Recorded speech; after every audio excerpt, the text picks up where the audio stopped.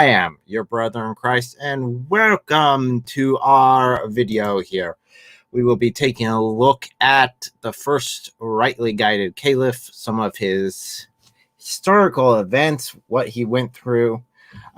First of all, yes, Nate is here. At least he was at one point. He was early, which was exciting.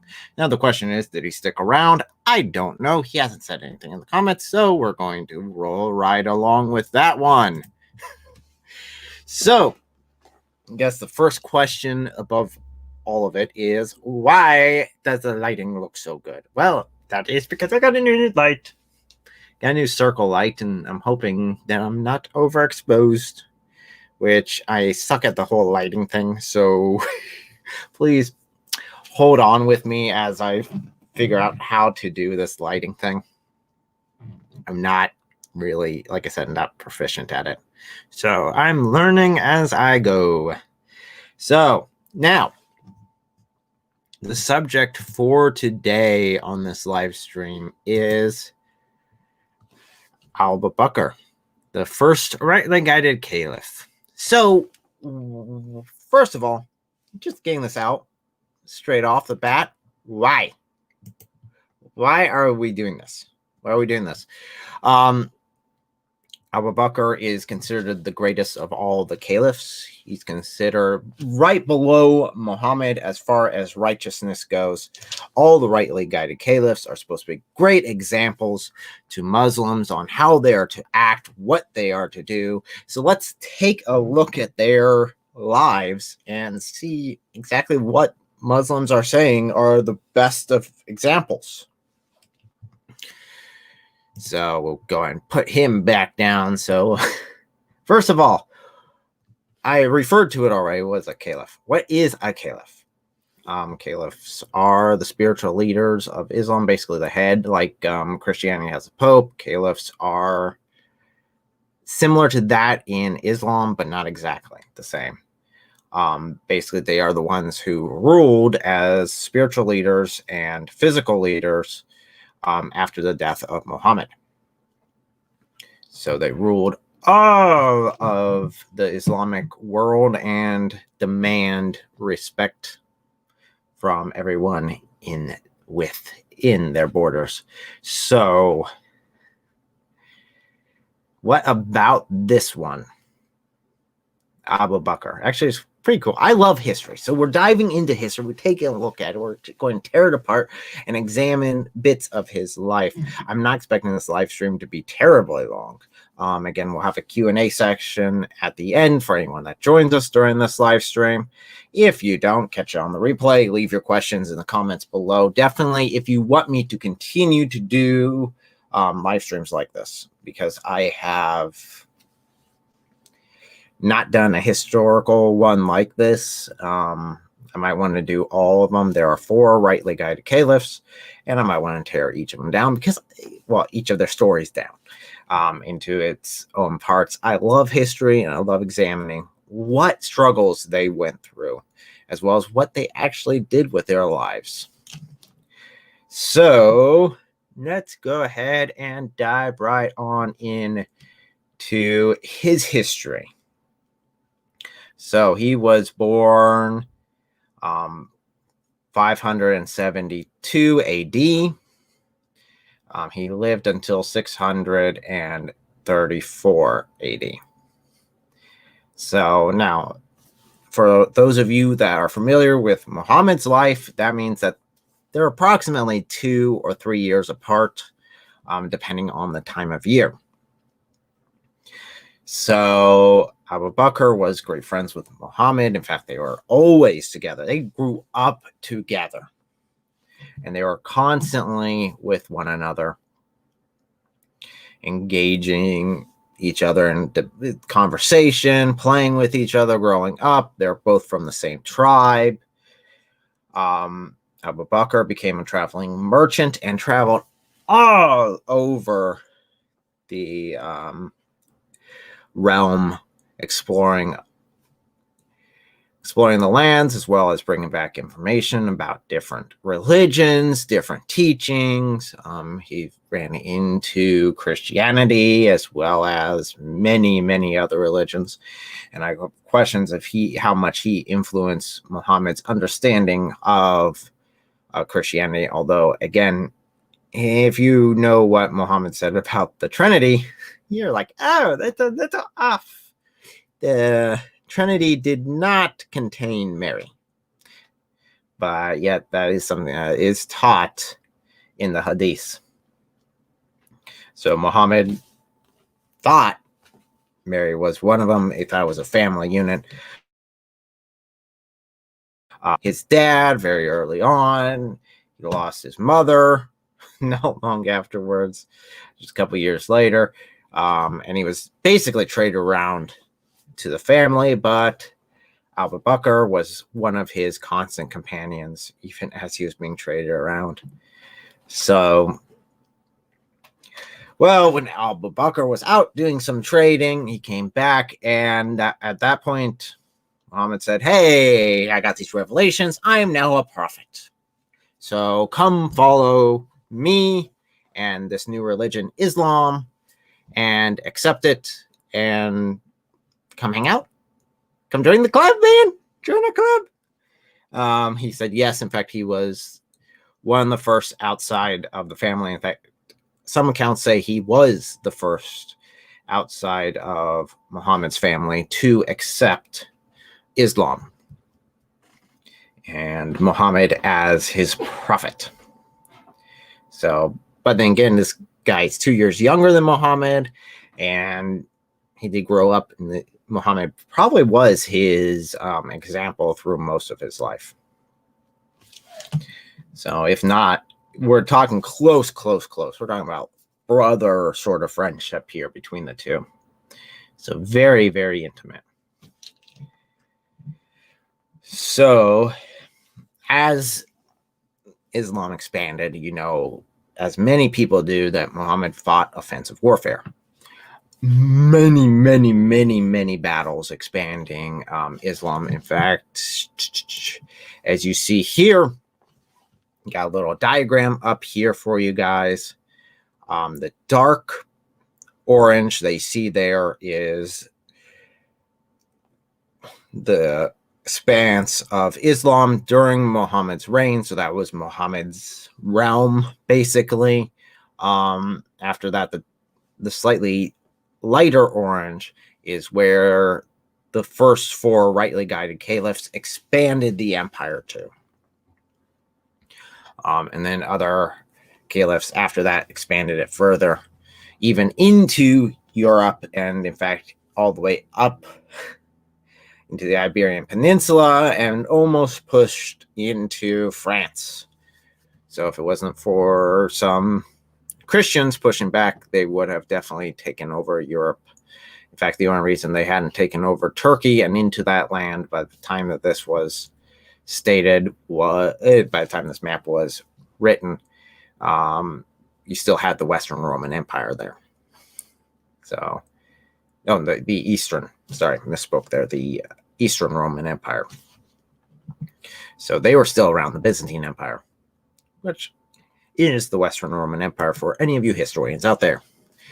So yes, it was a massive expansion in order to take that much land there in the first lifespan.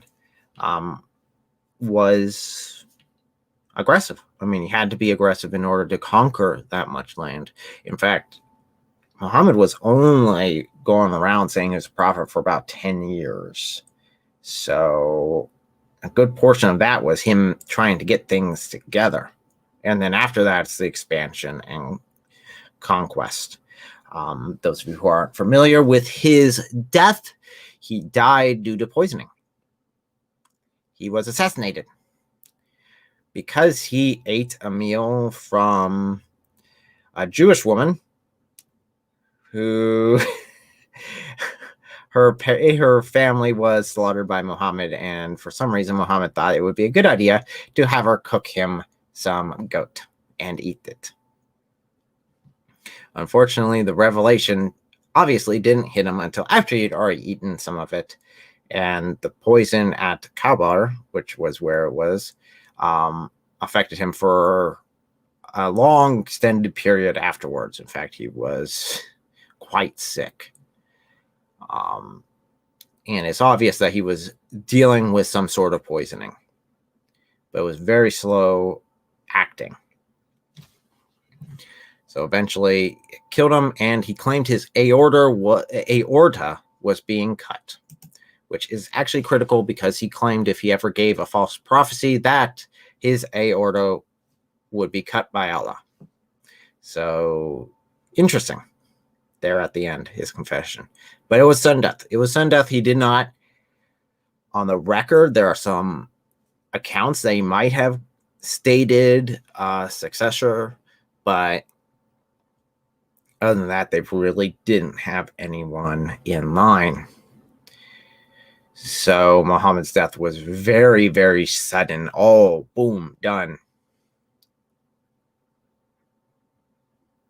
It was, unfortunately, Abu Bakr wasn't there when Muhammad did pass away. He was off doing his own thing. He rode back. The close friends of Muhammad got together and said, okay, well, we know we need someone to rule and take over Muhammad's place. Not going to be at the same level because you're not necessarily going to be a prophet because Muhammad was the last prophet, but we need a new title and we need to pick someone now because this isn't going to work. We don't want everything to go to crap and to break apart. So they came up with the term caliph. That's what is referred to the ruler and title. So then they had to decide who should be next. And we see a real division here because there are two real camps in this time that happened. You have the Sunni and Shiite. The Sunni said, okay, we'll look at the closest companion of Muhammad, and whoever was the closest is who we're going to have as caliph. He's going to lead us because he was very familiar with Muhammad. He knew what Muhammad wanted, what he was talking about, some of the teachings that he had. So we're just going to focus on that. And we're going to have him do it. So they said, oh, Abu Bakr. Let's have Abu Bakr, who's known Muhammad since they were both really young children, who's walked with Muhammad, who fought in every battle, according to Muslim sources, that they fought side by side in every battle. So this is a guy that's very used to war, very used to command, and had been with Muhammad the entire time. So they said, okay, let's have him do it.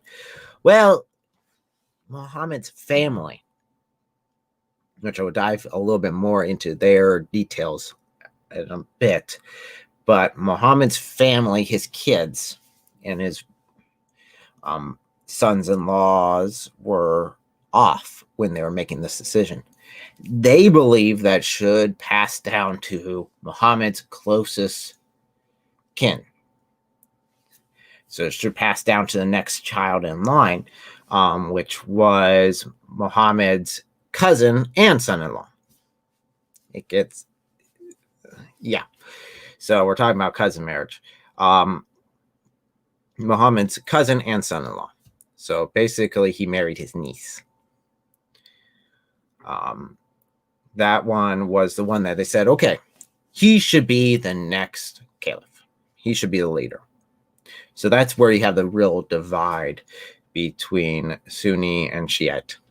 And it's still a divide that lasts till today, is this concept of who should have led after Muhammad.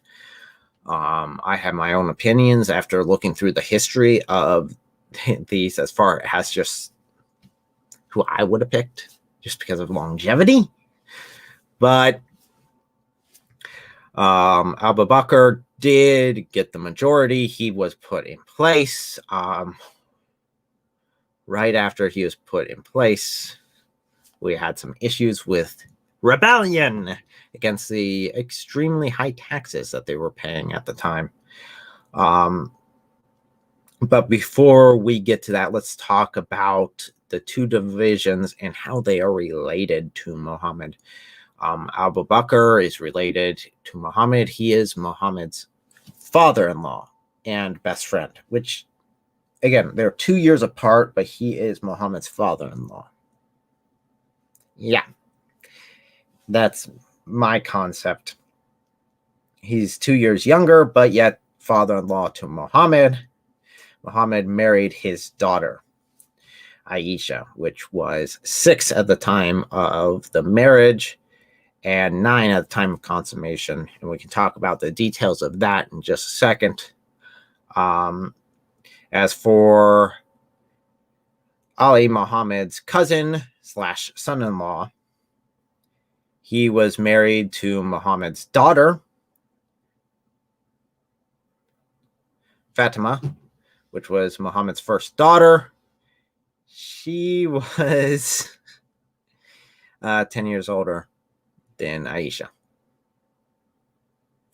So she was 10 when Aisha was born, which became her stepmom. So she is older than her stepmom. This is getting weird. Aisha married Muhammad at 6, consummated at 9. Many people say, well, it's different times, different cultures. We got to look at it in context of culture, right? Yeah, I love context. Context is my favorite word. So let's look at the context. In their culture, it's okay to marry young. It's fine. An older guy marrying a younger woman. Oh, okay. Normally, there's not that much of a division. We're looking at like 50 years, but we're not looking at that. Still was not uncommon. The thing that was uncommon, though, was the fact that she was prepubescent, and she was still not mature when they had sex first. And we know that due to historical records stating that we know in their culture that girls who are prepubescent can have dolls and they can play with dolls. When she went to be with Muhammad the first time, she still was taking her dolls and she still played with them for a time after. So she had not yet reached the point of maturity, which means, yes, even in their culture, that would be pedophilia. Ooh, boy. And not to mention that you're marrying a young girl who is 10 years younger than your first daughter. Can you imagine how awkward that would have been? I mean, really, when they announced the marriage between Aisha and Muhammad, Muhammad's daughter would have been 16 years old, to the point where she could marry. She should be getting married too. So yeah, that's a bit awkward. And whenever they consummated the marriage and began to live together, you see his daughter's 19. So she's a full-grown woman who should have kids of her own by that point and be rolling right along. I know she did have 2 children. But for this story, we're not going to focus on them. We're going to focus on her husband, which he was the one who the Shiite say should be the next caliph, should have been the first caliph.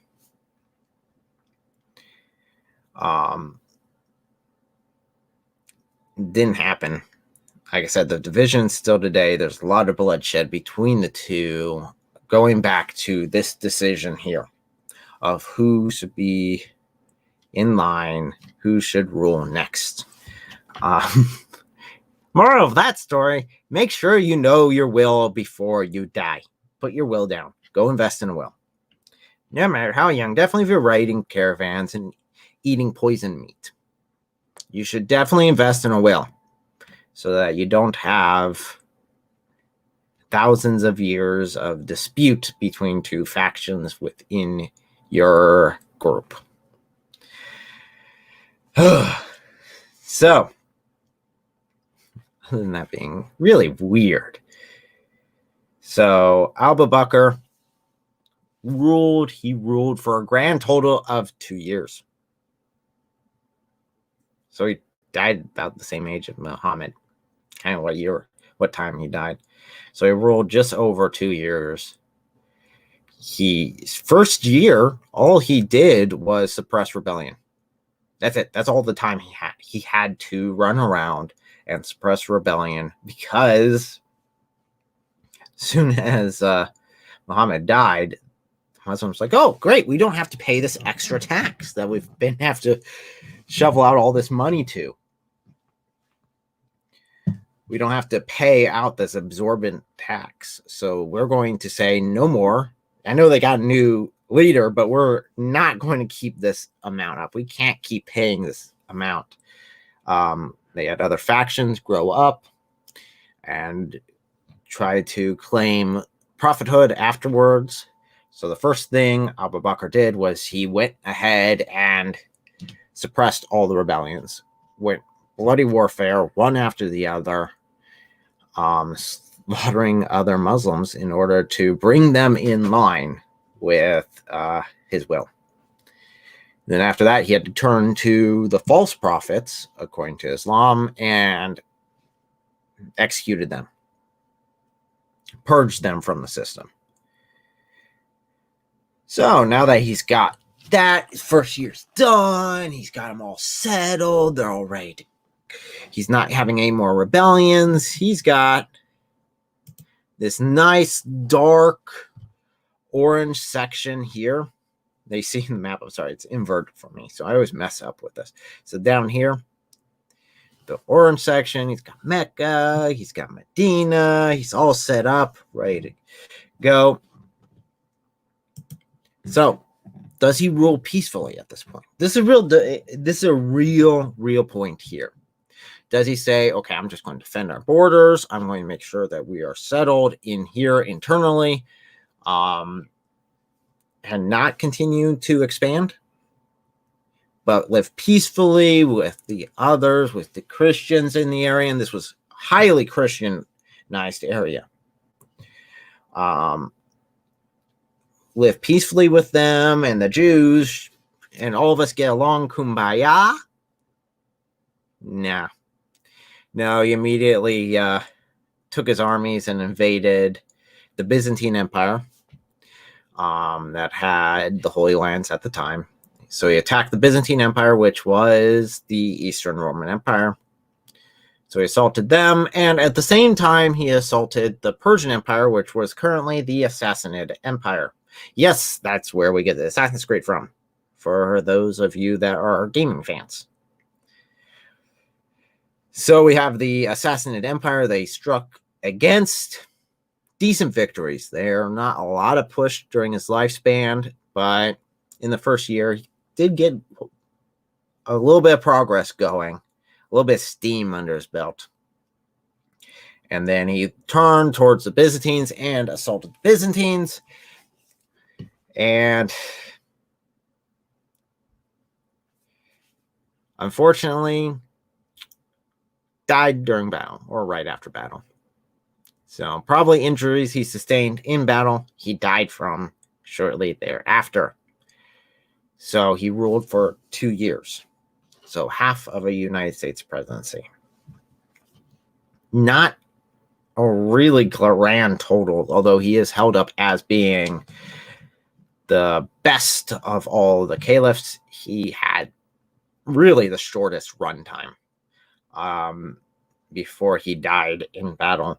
Which again, since he has been fighting with Muhammad since the very beginning, it's not really surprising that he did lead his own armies and paid the penalty for such actions. So one other thing that he is well known for, he did have the Quran put together. The manuscripts all brought together, mainly because, again, during the rebellions, he was killing off Muslims, and those Muslims were the ones that had memorized the Quran. In fact, there are whole sections of the Quran that are missing because they all died at the Battle of Khaybar, at all these other battles that he fought, and Muslims were dying left and right, and they were forgetting sections because they did not have an actual book together. They would write down little sections in order to help with memorization, but it was all oral. The problem with oral is there's no physical document to go back to. In fact, again, that's an issue because memories are a piece of crap. I've done that in depth when I was talking about the perfectly preserved Quran, but the greatest example I have of that within my own family, in fact, is for the longest time, at my parents' house, we had a big bush out front. I know it's a little bit of a segue, but it's kind of how oral traditions are not reliable. So we had this big bush out there. In one winter, we had a horrible ice storm, collapsed the bush down. The middle of the bush just collapsed in. Well, maybe like 6 months ago, was the first time that I heard my younger brothers talk about why that bush was collapsed. And they thought, and they swore, this is what happened, is that I was climbing on the roof and I fell into the bush. I'm like, but no, that never happened. That never, ever, ever happened. They thought I fell into that bush. And that's why it was collapsed. Or again, that's why oral tradition isn't correct. Definitely whenever you're teaching kids and then kids grow up, they get the stories mixed up. They're not 100% on that. Why do you think we have to go repetition all the time? Sometimes they get messed up. If you've ever played telephone, same concept. Stories get exaggerated, details get left out. Real problem with oral tradition. So Abu Bakr did recognize that this was a major issue, and that in order to preserve the Quran, he needs to get it all collected. So he had Zabi, I'm going to butcher this name. He had a guy go and collect it. I'm horrible with their names. So he went and collected it, and it was a pain to collect because he had to go through parchments. He had to go through even stuff that's written on leaves, rocks, memory, firsthand accounts, and he gets it all together. And even the most reliable storytellers of the Quran, the ones that recited everything according to Muhammad, who recited them correctly, didn't agree with this version of the Quran. And this is not the Quran that we currently have. This is a completely different version of the Quran. That's why then they say it's perfectly preserved. No. This was version 1 of the Quran that was released there. And now another caliph later on will deal with some of the fallout from this decision in how to handle the collection of the Quran. So was this, looking at this guy's life, he grew up with Muhammad as his best friend. He then joined Muhammad as Muhammad claimed to be a prophet of Allah. He was very zealous in his beliefs. He was very vocal. He was very outspoken. He brought a lot of his family into it, as well as his friends, his trading partners into Islam. He really helped spread it early on. And then as he continued to war with Muhammad and get towards the end of Muhammad's life, where he did die, he then took over and ruled for 2 years. Looking at his life, seeing how he traded his daughter in marriage to Muhammad, a man that was 2 years older than he was. His example of continuous warfare, because he didn't choose to have peace at any point. He could have definitely, after his first year, and he would have lived longer if he did, just choose to say, okay, let's gather these guys up. I know Muhammad had a war band that was about ready to go out towards the Sassanid Empire, but let's pull them back for a bit, disband them, maybe look at doing that later, and peacefully coexist with the Christians and the Jews. Instead, he led a bloody campaign against both, against the Orthodox religion of Christianity and against the Sassanid Empire. And as you know, we pull the map back up. They did expand the empire quite a bit, the first 4 caliphs. Quite a bit. And then caliphates after that expanded even further into Spain and into Europe, which again scared the crap out of the Christians who were living in Europe. Said, we can't have them here, and that's what led to the Crusades. So really, the early expanse and the continued expansion of Islam into Christian populated areas led the Christians to basically react to the constant jihads against them. So in conclusion, if you're looking at him as being an example to all Muslims, you see a person who chose warfare over and over and over and over again, who chose to attack even when there wasn't a need for it. The Byzantine Empire was not invading the Muslims. The Sassanid Empire was not invading the Muslims. The Muslims, under the First Rightly Guided Caliph, chose to attack and chose to push and conquer. That was their choice and their decision. So as we get to the end of our conversation here, I think he really painted the best picture of someone who lives by the sword will die by the sword. And he did. He died shortly after a battle. So there are some references to him being injured in battle and dying of those injuries. I wasn't able to find too many to back that up, though. So I'm not saying that's gospel truth there. Okay, so let's see here. I'll give a few minutes for anyone who has jumped on for any questions, and then we will switch over to the obvious baby distraction and say adieu for today. So other than that, I hope the lighting works well. I hope it looks pretty. You can probably see the big circle of light I got in my glasses. Fantastic. I'm hoping that the shorts that I'm going to be doing this week will be well done in those. And I have got a doozy of a long list of it. And I'm even doing some artsy stuff. Which is crazy, which will be later this week for you guys. Probably Tuesday, I'll be releasing my first one, which is Sharia law redone. So my original Sharia law videos, I'm remastering them for the 60-second version of them in order to quickly give you the information you need.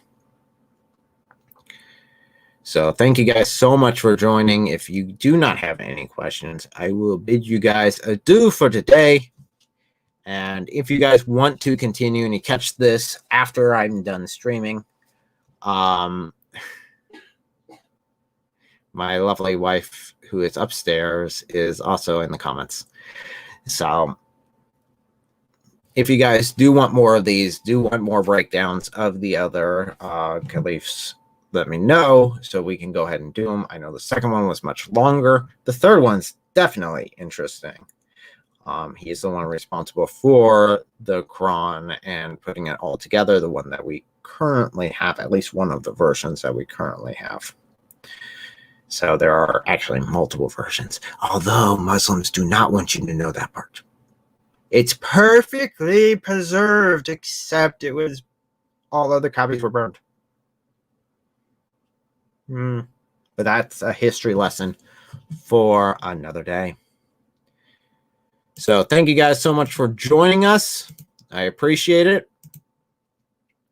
And we will go ahead and switch over to the obvious baby distraction. And as soon as I figure out which button to press.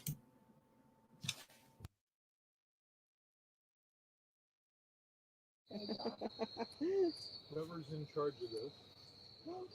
Oh, don't make me in charge. Richard, did you see the spray?